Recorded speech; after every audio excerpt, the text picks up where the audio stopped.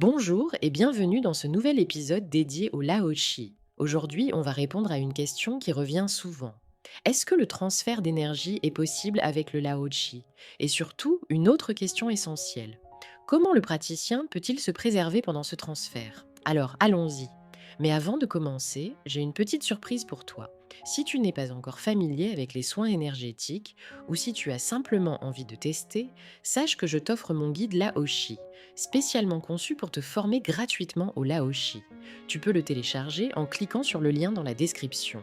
C'est très simple, tu t'inscris et tu recevras immédiatement ton accès.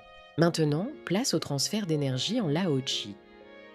Dans une séance de Laoshi, on parle bien d'un transfert d'énergie, mais il est important de préciser de quelle énergie il s'agit. Le praticien ne donne pas sa propre énergie vitale, il agit comme un canal, un vecteur. L'énergie universelle, cette énergie de vie, de lumière, disponible tout autour de nous, circule à travers ses mains et se transmet au receveur.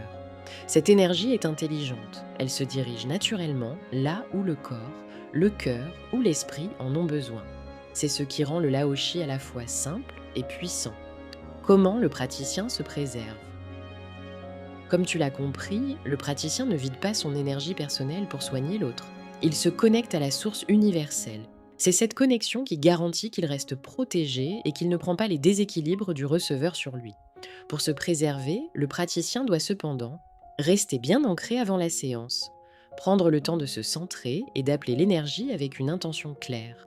Se protéger énergétiquement, par exemple en visualisant une bulle de lumière ou en récitant une prière intérieure.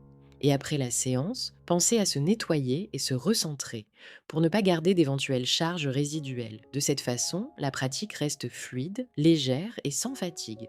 Au contraire, beaucoup de praticiens ressentent même une montée en énergie après avoir donné un soin. Alors oui, le Laoshi permet bien un transfert d'énergie, mais ce n'est pas ton énergie personnelle qui est transmise. Tu deviens un canal d'une fréquence plus élevée, ce qui protège naturellement le praticien et lui permet de donner sans s'épuiser.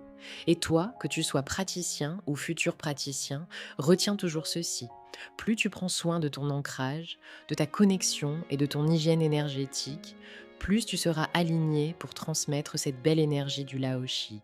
Merci d'avoir écouté ce podcast. Si tu veux aller plus loin dans la pratique ou la formation Laoshi, je t'invite à découvrir les ressources disponibles sur Laoshi Formation.